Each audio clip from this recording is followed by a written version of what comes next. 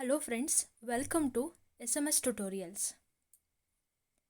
ಈ ವಿಡಿಯೋದಲ್ಲಿ ನಾನು ಡೇ 6 MCQ ಕ್ವಶನ್ಸ್ಗಳನ್ನು ಅಪ್ಡೇಟ್ ಮಾಡ್ತಾ ಇದ್ದೀನಿ. ಹಾಗೆ ಇವೆಲ್ಲವೂ ಸಹಿತ ಸ್ವಲ್ಪ ಡಿಫ್ರೆಂಟ್ ಆಗಿರುವಂತಹ ಕ್ವಶನ್ಸ್ಗಳು, ಹಾಗೆ ನಿಮಗೆ ಸ್ವಲ್ಪ ಕನ್ಫ್ಯೂಸ್ ಮಾಡುವಂತಹ ಕ್ವಶನ್ಸ್ಗಳು, ನಿಮ್ಮನ್ನು ನೀವು ಅಸೆಸ್ ಮಾಡ್ಕೊಳ್ಳೋಕ್ಕಾಗಿರ್ಬೋದು. ಹಾಗೆ ನಮ್ಮ ಒಂದು ಕಾನ್ಸೆಪ್ಟ್ಸ್ಗಳನ್ನು ಪರ್ಫೆಕ್ಟ್ ಆಗೋದಕ್ಕೂ ಸಹಿತ ಈ MCQಸ್ಗಳು ನಿಮಗೆ ಹೆಲ್ಪ್ ಆಗ್ತಾ ಬರುತ್ತೆ. ಟೈಮ್ ವೇಸ್ಟ್ ಮಾಡ್ದೇ ಸ್ಟಾರ್ಟ್ ಮಾಡ್ಕೊಳ್ಳೋಣ. First question, which neo Freudian challenged his ideas about penis envy. ಯಾರು ಹೇಳ್ತಾರೆ? ನಿಮಗೆ ಅಲ್ಲಿ ಫ್ಲೂಯಿಡ್ ಅಂತ ಹೇಳಿರೋದ್ರಿಂದ ಸಿಗ್ಮಂಡ್ ಫ್ಲೂಯಿಡ್ ಅವ್ರು ನೆನಪಾಗ್ತಾರೆ, ಅಂದರೆ ಸೈಕೋ ಅನಾಲಿಟಿಕಲ್ ಥಿಯರಿ ನೆನಪಾಗುತ್ತೆ.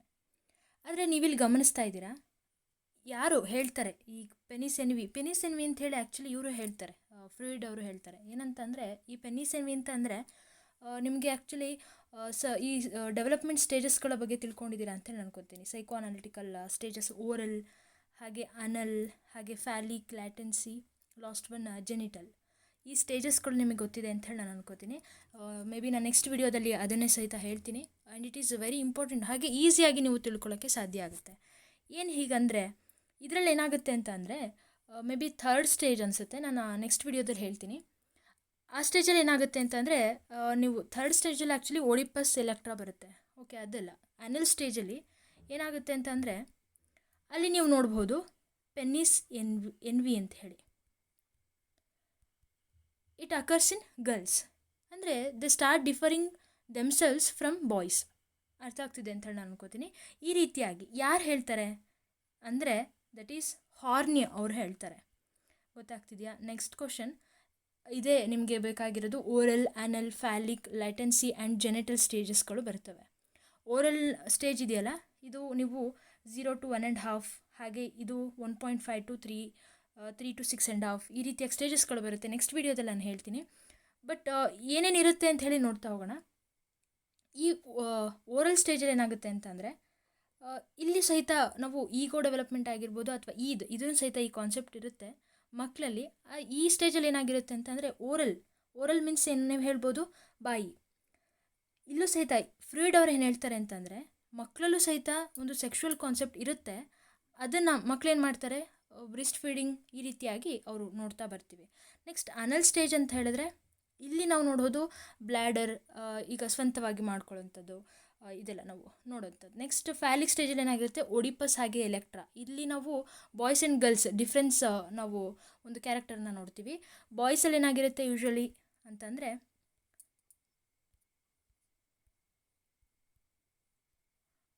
ಬಾಯ್ಸ್ ಯೂಶ್ವಲಿ ಏನು ಮಾಡ್ತಾರೆ, ತಾಯಿಯನ್ನು ಅವರು ತಾಯಿ ಮೇಲೆ ಒಂದು ಪ್ರೀತಿ ಹೆಚ್ಚಿರುತ್ತೆ ಅವ್ರಿಗೆ.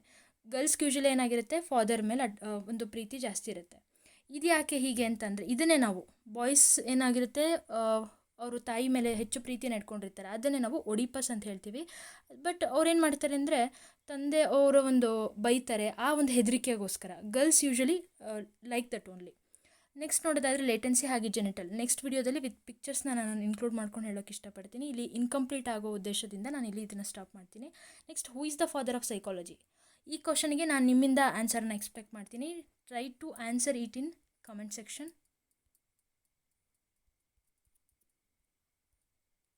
ಜೆಸ್ಟಾಲ್ಟ್ theory emphasises. Gestalt theory, gestaltism, gestalt ಅಂದರೆ ಏನು, ಈ ವರ್ಡನ್ನು ಒಂದು ಎಟಿಮಾಲಜಿಕಲ್ ಮೀನಿಂಗ್ ಏನು, ಯಾವ ವರ್ಡಿಂದ ಡಿರೈವ್ ಮಾಡಿದ್ದೀವಿ, ಇವೆಲ್ಲವೂ ಸಹಿತ ನಿಮಗೆ ಇಂಪಾರ್ಟೆಂಟ್ ಕ್ವಶನ್ಸ್ಗಳು ನಿಮ್ಮ TET ಎಕ್ಸಾಮ್ಸ್ಗಳಿಗೆ.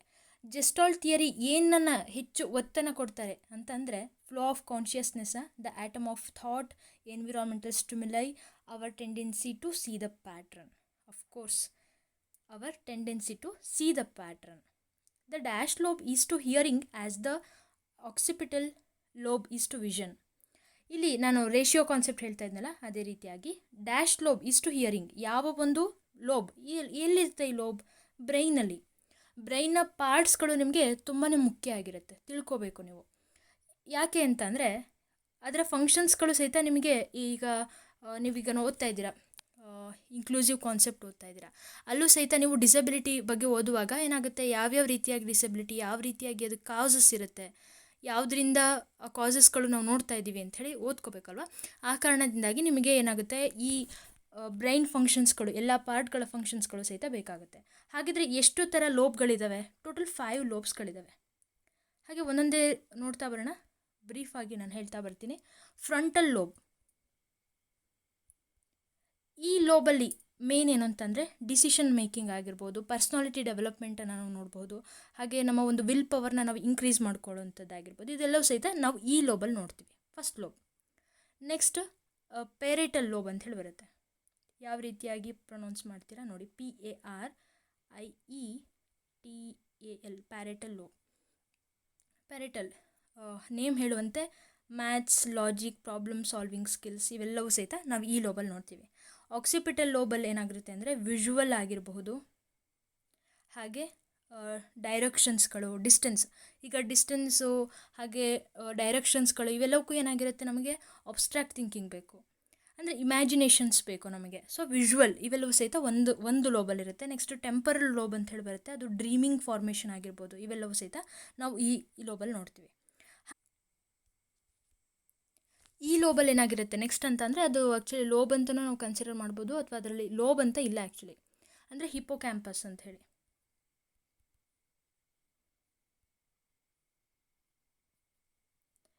ಇದು ಟೋಟಲ್ ಮೆಮೊರಿ, ಹೋಲ್ ಮೆಮೊರಿನ ಇದು ಸ್ಟೋರ್ ಮಾಡ್ಕೊಳ್ಳುತ್ತೆ, ಎಲ್ಲದನ್ನು ಸೇರಿಸಿ ಇದನ್ನು ನಾವು ಹಿಪ್ಪೋಕ್ಯಾಂಪಸ್ ಅಂತ ಹೇಳ್ತೀವಿ. ನೆನ್ಪಿಡ್ಕೋಬೋದಲ್ವಾ, ಹಿಪ್ಪೋಕ್ಯಾಂಪಸ್ ದೊಡ್ಡದಾಗಿರುತ್ತೆ, ಎಲ್ಲದೂ ಸಹಿತ ಅದರಲ್ಲಿ ಸ್ಟೋರ್ ಆಗಿರುತ್ತೆ. ಈ ರೀತಿಯಾಗಿ ನೀವು ನೆನ್ಪಿಡ್ಕೋಬಹುದು. ಈಗ ಒಟ್ಟಾರೆಯಾಗಿ ನಾನು ಹೇಳಿದ್ದು 4 ಮತ್ತು ಹಿಪ್ಪೋಕ್ಯಾಂಪಸ್ ಈ ಲೋಬ್ಸ್ಗಳ ಬಗ್ಗೆ ನಾನು ತಿಳಿಸಿದ್ದೀನಿ. ಹಾಗಿದ್ರೆ ಯಾವ ಒಂದು ಲೋಬ್ ನಮಗೆ ಹಿಯರಿಂಗ್ ಇದಕ್ಕೆ ಹೆಲ್ಪ್ ಆಗಿರುತ್ತೆ, that is temporal lobe. Temporal ಲೋಬಲ್ಲಿ ಏನಾಗಿರುತ್ತೆ, ಡ್ರೀಮಿಂಗ್ ಫಾರ್ಮೇಷನ್ ಆಗಿರ್ಬೋದು, ಮೆಮೊರಿ ಕಾನ್ಸೆಪ್ಟ್ಸ್ಗಳಾಗಿರ್ಬೋದು, ವರ್ಡ್ ಅಂಡರ್ಸ್ಟ್ಯಾಂಡಿಂಗ್ ಆಗಿರ್ಬೋದು, ಇವೆಲ್ಲವೂ ಸಹಿತ ನಾವು ನೋಡೋದು ಈ ಒಂದು ಕಾನ್ಸೆಪ್ಟ್ಸಲ್ಲಿ. ವಿಜುವಲ್ ಅಂತ ಹೇಳಿ ಬಂದಾಗ ನಿಮಗಲ್ಲಿ ಆಕ್ಸಿಪಿಟಲ್ ಲೋಬ್ ಆಗಿರುತ್ತೆ. ಪೆರೈಟಲ್ ಲೋಬಲ್ಲಿ ಮ್ಯಾಥಮೆಟಿಕ್ಸ್, ಲಾಜಿಕ್ ಆಗಿರ್ಬೋದು, ಪ್ರಾಬ್ಲಮ್ ಸಾಲ್ವಿಂಗ್ ಆಗಿರ್ಬೋದು, ರೀಸನಿಂಗ್ ಆಗಿರ್ಬೋದು, ಕ್ಯಾಲ್ಕುಲೇಷನ್ಸ್ ಇವೆಲ್ಲವೂ ಸಹಿತ, ಅಂದರೆ ಎಕನಾಮಿಕಲ್ ಹೋಲ್, ಆಯಿತಾ. ನೆಕ್ಸ್ಟ್ ಫ್ರಂಟಲ್ ಲೋಬಲ್ಲಿ ಏನಾಗುತ್ತೆ ಅಂತಂದರೆ ನಿಮಗಲ್ಲಿ ನಾನು ಡಿಸಿಷನ್ ಮೇಕಿಂಗ್, ಹಾಗೆ ಮೆಮೊರಿ, ನೆಕ್ಸ್ಟ್ ವಿಲ್ ಪವರ್ ಆಗಿರಬಹುದು, ಕಾನ್ಸಂಟ್ರೇಟ್ ಮಾಡೋದು ಒಂದು ಸಬ್ಜೆಕ್ಟಿಗೆ, ಅಥವಾ ಒಂದು ವರ್ಡ್ ಪ್ರೊಡಕ್ಷನ್ ಮಾಡಬೇಕು ಅಂದರು, ಇದು ಸಹಿತ ನಿಮಗೆ ಒಂದು ಸರಿ ಎಕ್ಸಾಮಲ್ಲಿ ಕೇಳಿದ್ದಾರೆ. ವರ್ಡ್ ಪ್ರೊಡಕ್ಷನ್ ಮಾಡಬೇಕು ಅಂದರೆ ಆಗ ನಮಗೆ ಹೆಲ್ಪ್ ಆಗುವಂತಹ ಲೋಬ್ ಯಾವುದು, that is frontal lobe. Behavioural controlling, emotions ಇವೆಲ್ಲವೂ ಸಹಿತ ನಾವು ಇಲ್ಲಿ ನೋಡಬಹುದು. Next reflexes are usually controlled by the, ಯಾವುದ್ರಿಂದ, ಹೈಪೋಥ್ಯಾಲಮಸ್, ಹಾಗೆ spinal cord, frontal lobe, medulla. ಯಾವುದು ರಿಫ್ಲೆಕ್ಸ್ ಆ್ಯಕ್ಷನ್ ಅಂದರೆ ಏನು ಅಂಥೇಳಿ ನೀವು ಓದಿದ್ದೀರಾ ಅಂಥೇಳಿ ನಾನು ಅನ್ಕೋತೀನಿ. ರಿಫ್ಲೆಕ್ಸ್ ಆ್ಯಕ್ಷನ್ ಅಂತ ಅಂದರೆ ನೀವು ಇದನ್ನು ಆ್ಯಕ್ಚುಲಿ ಲರ್ನಿಂಗ್ ಕಾನ್ಸೆಪ್ಟ್ ಓದುವಾಗ ನಿಮಗೆ ಎಕ್ಸಾಂಪಲನ್ನು ಕೊಟ್ಟಿರ್ತಾರೆ, ಕೇಳಿರ್ತೀರ ಅಂಥೇಳಿ ನಾನು ಅನ್ಕೋತೀನಿ. ಲರ್ನಿಂಗ್ ಅಂತ ಅಂದ್ರೇನು, ದಟ್ ಮಸ್ಟ್ ಬಿ ಅಲ್ಲೇನಾಗಿರುತ್ತೆ, permanent changes in the behaviour ಆಗಿರಬೇಕು, ಪರ್ಮನೆಂಟ್ ಚೇಂಜಸ್. ಆದರೆ ಲರ್ನಿಂಗ್ ಕಾನ್ಸೆಪ್ಟ್ ಓದುವಾಗ ಕೆಲವೊಂದಿಷ್ಟು ಎಕ್ಸಾಂಪಲ್ಸ್ಗಳು ನಿಮಗೆ ಕನ್ಫ್ಯೂಷನ್ ಮಾಡುತ್ತೆ. ಯಾವ್ಯಾವುದದು ಎಕ್ಸಾಂಪಲ್ ಅಂತಂದರೆ, ಫಸ್ಟ್ ಲರ್ನಿಂಗ್ ಅಂದರೆ ಏನು, ನಮ್ಮ ಒಂದು ಬಿಹೇವಿಯರಲ್ ಹೇಗೆ ಅಂತಂದರೆ, ನಾವು ಕೂತ್ಕೊಂಡು ಓದುವಂಥ ಸ್ಟೈಲ್ ಆಗಿರ್ಬೋದು, ಅಥವಾ ತಿನ್ನುವಾಗ ಫಸ್ಟ್ ನಾವು ಹೇಗೆ ಮಾಡ್ತೀವಿ, ಫುಲ್ ಕೈಯನ್ನು ಹಿಡಿದು ತಿಂತೀವಿ, ಫುಲ್ ಅಂಗೈ ಫುಲ್ಲು ಅನ್ನವನ್ನು ಇಟ್ಕೊಂಡಿರ್ತೀವಿ. ಬಟ್ ಏನಾಗುತ್ತೆ ಆಮೇಲೆ ನೆಕ್ಸ್ಟ್ ಬೆರಳುಗಳಲ್ಲಿ ಮಾತ್ರ, ದಟ್ ಈಸ್ ಲರ್ನಿಂಗ್. ಅದನ್ನು ನಾವು ಲರ್ನಿಂಗ್ ಅಂತ ಹೇಳಿ ಕನ್ಸಿಡರ್ ಮಾಡ್ತೀವಿ. ಆದರೆ ಈಗ ಏನೋ ಒಂದು ಹಾವು ಬಂತು, ಆಗ ನಾವು ಓಡೋಗ್ತೀವಿ, ಅಥವಾ ಬೆಂಕಿ ಇದೆ ನಾವು ಅದನ್ನು ಮುಟ್ಟಕ್ಕೆ ಹೋಗಲ್ಲ, ಮುಟ್ಟಿದ್ರೆ ಏನಾಗುತ್ತೆ ಅದನ್ನೆಲ್ಲ ನಮಗೆ ಮಾಡೋದು ಯಾವುದು, ದಟ್ ಈಸ್ ರಿಫ್ಲೆಕ್ಸ್ ಆ್ಯಕ್ಷನ್ ಅಂತ ಹೇಳಿ ಕರಿತೀವಿ. ಏನಂದರೆ ನನಗೆ ಮುಟ್ಟಿದ ತಕ್ಷಣ ಬೆಂಕಿ ಬಿಸಿ ಆಯಿತು, ನನ್ನ ಕೈ ತೊಗೊಂಡೆ ಅಂದರೆ ಆಗೇನಾಗುತ್ತೆ, ಅಲ್ಲಿ ನರ್ವ್ಸ್ ಮೂಲಕ ಏನಾಗುತ್ತೆ, ಇಂಪಲ್ಸಸ್ಗಳು ಪಾಸ್ ಆಗುತ್ತೆ, ಅದನ್ನೇ ನಾವು ರಿಫ್ಲೆಕ್ಸ್ ಆ್ಯಕ್ಷನ್ ಅಂತ ಹೇಳಿ ಕರಿತೀವಿ. That is not a learning. ಗೊತ್ತಾಗ್ತಿದೆಯಾ? ಸೊ ಈ ಒಂದಿಷ್ಟು ಎಕ್ಸಾಂಪಲ್ಸ್ಗಳು ಸಹಿತ ನಿಮಗೆ ಹೆಲ್ಪ್ ಆಗುತ್ತೆ. ಅಲ್ಲಿ ಆ್ಯಕ್ಚುಲಿ ಕಂಟ್ರೋಲ್ ಆಗೋದು ಯಾವುದರಿಂದ ಅಂದರೆ ಸ್ಪೈನಲ್ ಕಾರ್ಡಿಂದ. ಸೈಕೋಫಿಸಿಕ್ಸ್ ಈಸ್ ಸ್ಟಡಿ ಆಫ್, ಕೇಳ್ತಾರೆ ಸೈಕೋಫಿಸಿಕ್ಸ್ ಈ ಒಂದು ವರ್ಡ್ ನೀವು ಕೇಳಿಲ್ಲ ಅಂಥೇಳಿ ನಾನು ಅನ್ಕೋತೀನಿ. ಆ ಉದ್ದೇಶದಿಂದ ನಾನು ಆಪ್ಷನ್ಸ್ಗಳನ್ನು ಇನ್ಕ್ಲೂಡ್ ಮಾಡ್ಕೊಂಡಿಲ್ಲ. ಜಸ್ಟ್ ಕಾನ್ಸೆಪ್ಟ್ ಏನು ಅಂತಂದರೆ, ಸೈಕೋಫಿಸಿಕ್ಸ್ ಇಲ್ಲಿ ಹೇಳೋತಿರಿ ರೀತಿಯಲ್ಲಿ ಸೈಕೋ ಅಲ್ಲಿ ನೀವು ಮನೋವಿಜ್ಞಾನವನ್ನು, ಜೊತೆಗೆ ಫಿಸಿಕ್ಸ್ ಇಲ್ಲಿ ಏನಾಗುತ್ತೆ, psychological perception, receiving or physical stimuli, ಈ ಒಂದು ಕಾನ್ಸೆಪ್ಟ್ಸ್ ಮೇಲೆ ನೀವು ಈ ಒಂದು ಬ್ರ್ಯಾಂಚಲ್ಲಿ ನೀವು ಓದ್ತಾ ಹೋಗ್ಬೋದು. According to Piaget, the process of building mental representation of the world through the direct interaction with it is. Direct interaction ಅಂದರೆ ಇಲ್ಲಿ ನಮಗೆ ವರ್ಲ್ಡ್ ಅಂದರೆ ಅಲ್ಲಿ ಎನ್ವಿರಾನ್ಮೆಂಟ್ ಬಂತು, ಹಾಗೆ ಇಲ್ಲಿ ಮೆಂಟಲ್ ರೆಪ್ರೆಸೆಂಟೇಷನ್. ಇಲ್ಲಿ ಏನಾಗುತ್ತೆ ಹಾಗಿದ್ರೆ, ಇಲ್ಲಿ ಅಡಾಪ್ಟೇಷನ್, ಕನ್ಸರ್ವೇಷನ್, ಮೆಟಾಕಾಗ್ನಿಷನ್, ಈಗೋಸೆಂಟ್ರಿಸಮ್, ನೀವು ಇದನ್ನು ಈಸಿಯಾಗಿ ಗೆಸ್ ಮಾಡ್ಬೋದು ಅಂತೇಳಿ ಅನ್ಕೋತೀನಿ. ಇಫ್ ಏನಾದರೂ ಅವರು ಅಕೊಮೊಡೇಷನ್ ಅಥವಾ ಅಸಿಮಿಲೇಷನ್ ಇವನ್ನೆಲ್ಲವನ್ನೂ ಸಹಿತ ಕೊಟ್ಟಿದ್ರು ಅಂದರೆ ಆಗ ನಿಮಗೆ ಕನ್ಫ್ಯೂಷನ್ ಆಗ್ತಾಯಿತ್ತು. ಅಸಿಮಿಲೇಷನ್ ಅಂತ ಹೇಳಿ ಬಂದಾಗ ಅಲ್ಲಿ ಏನಾಗುತ್ತೆ, you are fitting the new knowledge to the already existing one, that is ಸ್ಕೀಮಾಗೆ ನೀವು ಜಸ್ಟ್ ಅಟ್ಯಾಚ್ ಮಾಡ್ತೀರಾ. ಬಟ್ ಅದು ರೈಟ್ ಆರ್ ರಾಂಗ್ ಅದನ್ನು ಮಾಡಿಫೈ ಮಾಡಿಕೊಂಡು ನ್ಯೂ ನಾಲೆಜ್ನ ಅದು ದಟ್ ಈಸ್ ಅಕೊಮೊಡೇಷನ್ ಆಗುತ್ತೆ.